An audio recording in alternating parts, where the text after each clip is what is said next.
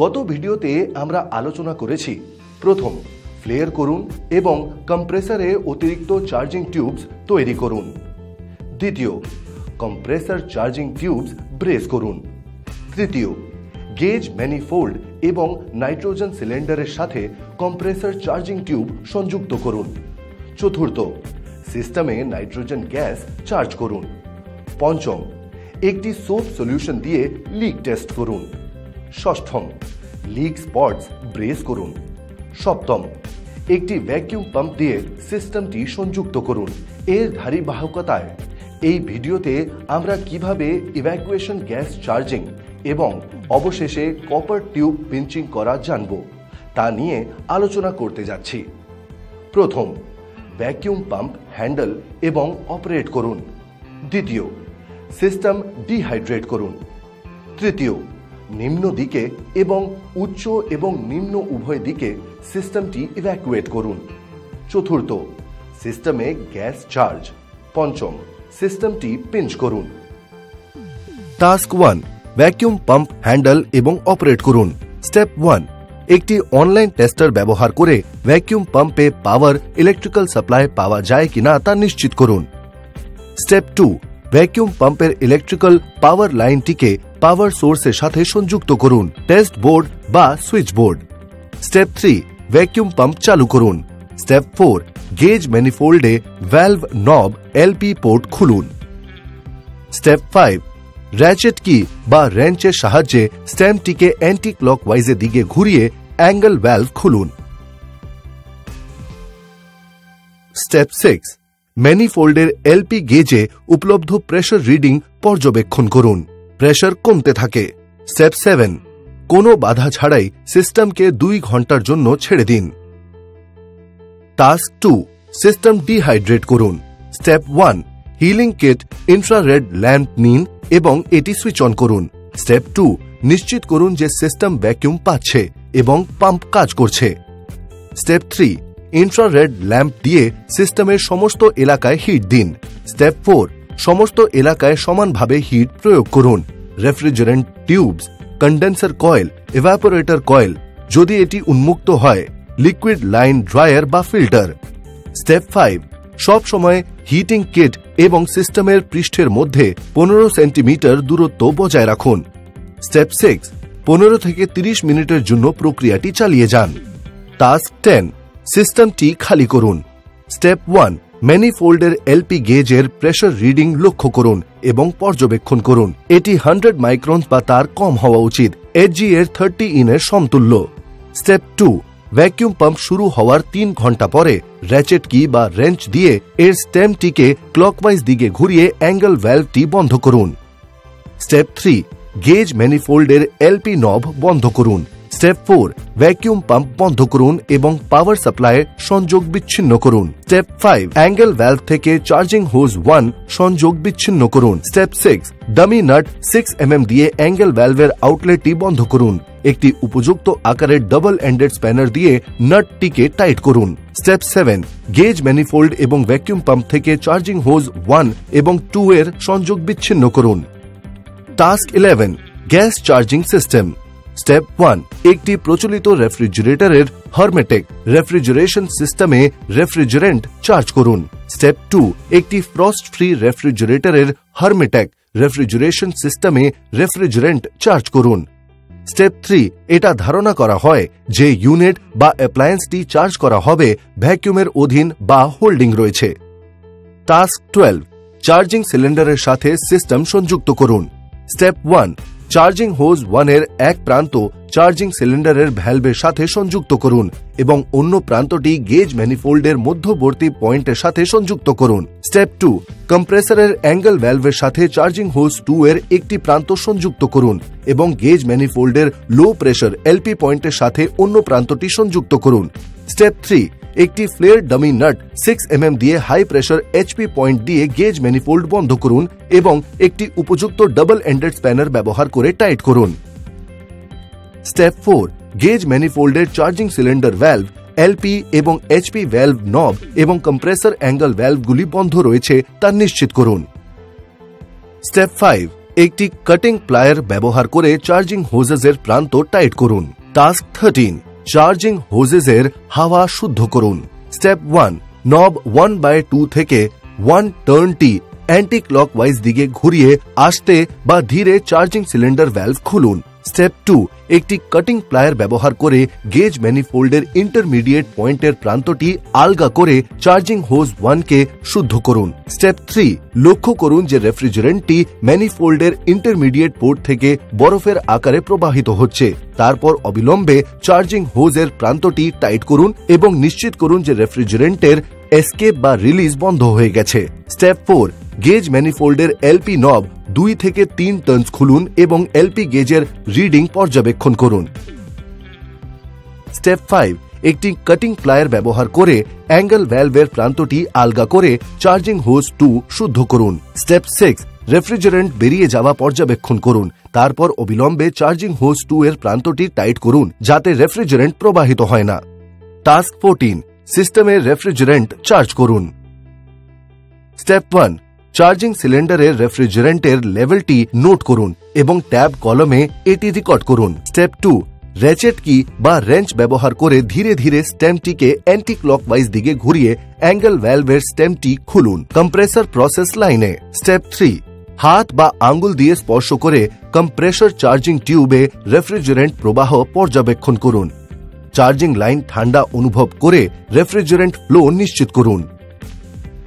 Step 4, charging সিলিন্ডারের level দেখে refrigerant flow বা ট্রান্সফার পর্যবেক্ষণ করুন। স্টেপ 5, সিস্টেমটিকে 3 থেকে 5 মিনিটের জন্য বা সমস্ত রেফ্রিজারেন্ট বা প্রয়োজনীয় পরিমাণ রেফ্রিজারেন্ট সিস্টেমে স্থির না হওয়া পর্যন্ত রেখে দিন। স্টেপ 6, রেফ্রিজারেন্ট সিস্টেমে স্থানান্তরিত হয়েছে তা নিশ্চিত করার পরে চার্জিং সিলিন্ডারের ভ্যালভটি বন্ধ করুন। স্টেপ 7, হাত ব্যবহার করে নবটিকে ক্লকওয়াইজ দিকে ঘুরিয়ে গেজ ম্যানিফোল্ডের এলপি নবটি বন্ধ করুন। স্টেপ 8, র্যাচেট কি এবং অ্যাডজাস্টেবল স্প্যানার ব্যবহার করে ক্লকওয়াইজ দিকে সাবধানে স্ট্যাম্প ঘুরিয়ে অ্যাঙ্গেল ভ্যালভ বন্ধ করুন। স্টেপ 9, রেফ্রিজারেন্ট চার্জ করা হয়েছে তা ক্যালকুলেট করতে চার্জিং সিলিন্ডারের রিডিং পর্যবেক্ষণ করুন এবং রেকর্ড করুন। স্টেপ 10, অ্যাঙ্গেল ভ্যালভ থেকে চার্জিং হোজ 2 ডিসকানেক্ট করুন। টাস্ক 15, সার্ভিস সিলিন্ডারে সিস্টেম কানেক্ট করুন। রেফ্রিজারেশন সিস্টেমে গ্যাস চার্জিং ওজন পদ্ধতি, চাপ পদ্ধতি এবং তাপমাত্রা পদ্ধতি সহ বিভিন্ন পদ্ধতি ব্যবহার করে করা যেতে পারে। রেফ্রিজারেন্ট সিলিন্ডারটি ওজন করার মেশিনে রাখুন এবং কিলোগ্রামে ভ্যালভসগুলি নোট করুন। রেফ্রিজারেন্ট সিস্টেমে প্রবাহিত করার অনুমতি দেওয়ার জন্য রেফ্রিজারেন্ট সিলিন্ডারে ভ্যালভটি সামান্য খুলুন। ধীরে ধীরে রেফ্রিজারেন্ট যোগ করুন এবং পর্যায়ক্রমে ম্যানিফোল্ড গেজ সেটে প্রেসার রিডিং পরীক্ষা করুন। স্টেপ 1, চার্জিং হোজ 1 এর একটি প্রান্ত সার্ভিস সিলিন্ডারের ভ্যালভের সাথে সংযুক্ত করুন এবং অন্য প্রান্তটি গেজ ম্যানিফোল্ডের মধ্যবর্তী পয়েন্টের সাথে সংযুক্ত করুন। স্টেপ 2, কম্প্রেসরের অ্যাঙ্গেল ভ্যালভের সাথে চার্জিং হোজ 2 এর এক প্রান্ত সংযুক্ত করুন এবং গেজ ম্যানিফোল্ডের লো প্রেসার এলপি পয়েন্টে অন্য প্রান্তটি সংযুক্ত করুন। স্টেপ 3, একটি ফ্লেয়ার ডামি নাট 6 mm দিয়ে গেজ ম্যানিফোল্ডের হাই প্রেসার পয়েন্ট বন্ধ করুন এবং একটি উপযুক্ত ডাবল এন্ডেড স্প্যানার ব্যবহার করে এটিকে টাইট করুন। টাস্ক 16, চার্জিং হোজের মধ্যে বায়ু শুদ্ধ করুন। স্টেপ 1, একটি র্যাচেট কি বা রেঞ্চ ব্যবহার করে ধীরে ধীরে এর স্টেম 1/2 থেকে একবার অ্যান্টি ক্লকওয়াইজ দিকে ঘুরিয়ে সার্ভিস সিলিন্ডার ভ্যালভটি খুলুন। স্টেপ 2, একটি কাটিং প্লায়ার ব্যবহার করে গেজ ম্যানিফোল্ডের ইন্টারমিডিয়েট পোর্টের প্রান্তটি আলগা করে চার্জিং হোজ 1 পরিষ্কার করুন। স্টেপ 3, পর্যবেক্ষণ করুন রেফ্রিজারেন্টটি তুষার আকারে ম্যানিফোল্ডের ইন্টারমিডিয়েট পোর্টে বেরিয়ে আসছে। তারপর অবিলম্বে চার্জিং হোজ 1 এর প্রান্তটি টাইট করুন এবং নিশ্চিত করুন যে রেফ্রিজারেন্টের এসকেপ বা রিলিজ এড়ানো হয়েছে। স্টেপ 4, গেজ ম্যানিফোল্ডের এলপি নব 2 থেকে 3 টার্নস খুলুন এবং এলপি গেজের রিডিং লক্ষ্য করুন। স্টেপ 5, একটি কাটিং প্লায়ার ব্যবহার করে চার্জিং হোজ 2 এর প্রান্ত কমিয়ে অ্যাঙ্গেল ভ্যালভটি পরিষ্কার করুন। স্টেপ 6, রেফ্রিজারেন্ট এসকেপ লক্ষ্য করুন। তারপর রেফ্রিজারেন্ট ফ্লোয়িং আউট আটকাতে অবিলম্বে চার্জিং হোজ 2 এর শেষ টাইট করুন। হাইড্রোকার্বন গ্যাসগুলির একটি বিস্তৃত দাহ পরিসীমা রয়েছে, যার অর্থ তারা বাতাসে অপেক্ষাকৃত কম ঘনত্বে জ্বলতে পারে। এমনকি রেফ্রিজারেটরের মতো সীমিত জায়গায় হাইড্রোকার্বন গ্যাসের একটি ছোট্ট ফুটো বা দুর্ঘটনাজনিত মুক্তি একটি সম্ভাব্য বিপজ্জনক পরিস্থিতি তৈরি করতে পারে। হাইড্রোকার্বন গ্যাস পরিচালনা করার সময় কঠোর নিরাপত্তা প্রোটোকল অনুসরণ করা অপরিহার্য। টাস্ক 17, সিস্টেমে রেফ্রিজারেন্ট চার্জ করুন। স্টেপ 1, অ্যাঙ্গেল ভালভ স্টেম একটি কম্প্রেসর প্রক্রিয়া লাইন খুলুন। একটি র্যাচেট কি বা রেঞ্চ ব্যবহার করে ধীরে ধীরে অ্যান্টি ক্লকওয়াইজ দিকে ঘুরিয়ে দিন। স্টেপ 2, হাত বা আঙ্গুল দিয়ে স্পর্শ করে কম্প্রেসরের চার্জিং টিউবে রেফ্রিজারেন্ট ফ্লো লক্ষ্য করুন। চার্জিং লাইন ঠান্ডা অনুভব করে রেফ্রিজারেন্ট প্রবাহ নিশ্চিত করুন। স্টেপ 3, ম্যানিফোল্ডের এলপি গেজেও রেফ্রিজারেন্ট ফ্লো লক্ষ্য করুন। প্রেশার ভ্যাকুয়াম লেভেল -30 Hg থেকে 0 psig এর ওপরে পর্যন্ত বৃদ্ধি পাচ্ছে। স্টেপ 4, ভ্যাকুয়াম থেকে শূন্য স্তরের ওপরে প্রেশার বাড়ার সময় কম্প্রেসরে হিসিং শব্দটি লক্ষ্য করুন। এটি নির্দেশ করে যে ভ্যাকুয়াম ভেঙে গেছে।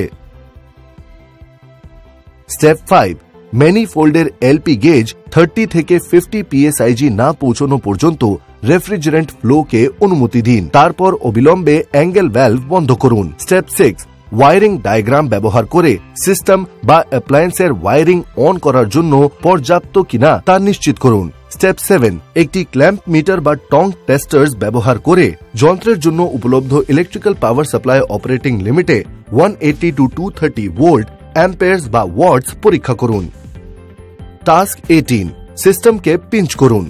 স্টেপ 1, পিঞ্চিং লো সাইড বা হাই সাইডে প্রয়োজন হতে পারে।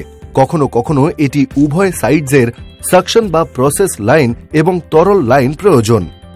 স্টেপ 2, নিচের দিকে পিঞ্চ করার সময় সিস্টেমকে কার্যকারী অবস্থায় রাখতে হবে এবং উঁচু থেকে পিঞ্চ করার সময় সিস্টেমকে অফ অবস্থানে রাখতে হবে। স্টেপ 3, পিঞ্চিং ব্লক বা pinch of tool hand held টাইপের মতো সঠিক সরঞ্জামগুলির ব্যবহার বাধ্যতামূলকভাবে পিঞ্চিং প্রক্রিয়া সম্পাদন করতে বাধ্যতামূলকভাবে কাটিং বা নোজ প্লায়ারকে পিঞ্চিং টুল সরঞ্জাম হিসাবে ব্যবহার করা উচিত, কারণ এটি উদ্দেশ্য পূরণ করতে পারে না। স্টেপ 4, যখনই প্রয়োজন হবে আই গগলস এবং হ্যান্ড গ্লাভস পরুন।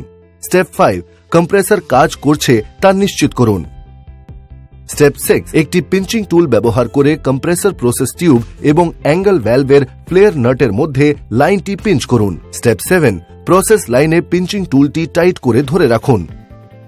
স্টেপ 8, একটি অ্যাডজাস্টেবল স্প্যানার এবং একটি উপযুক্ত আকারের ডাবল এন্ডেড স্প্যানার ব্যবহার করে ফ্লেয়ার নাট থেকে আলগা করে অ্যাঙ্গেল ভ্যালভটি সরান। স্টেপ 9, একটি টিউব কাটার ব্যবহার করে ফ্লেয়ার নাট এবং পিঞ্চিং পয়েন্টের মধ্যে কপার টিউব কাটুন। স্টেপ 10, কপার টিউবের খোলা প্রান্তে পিঞ্চিং পয়েন্ট থেকে খোলা প্রান্তে সোপ সলিউশনের পাতলা ফিল্ম প্রয়োগ করে লিক রেফ্রিজারেন্ট পরীক্ষা করুন। স্টেপ 11, যদি পিঞ্চিং ব্লকের অতিরিক্ত কষাকষি বা হাতে ধরা পিঞ্চিং টুলটিকে ডাবল ক্রিম্পিং করলে লিক ধরা পড়লে তাহলে সেটাকে আটকান। একবার চার্জিং সম্পন্ন হলে তাপমাত্রা, কারেন্ট, ভোল্টেজ এবং চাপ পর্যবেক্ষণ করা নিশ্চিত করতে সাহায্য করে যে রেফ্রিজারেটরের কুলিং সিস্টেম তার ডিজাইন করা প্যারামিটারের মধ্যে কাজ করছে।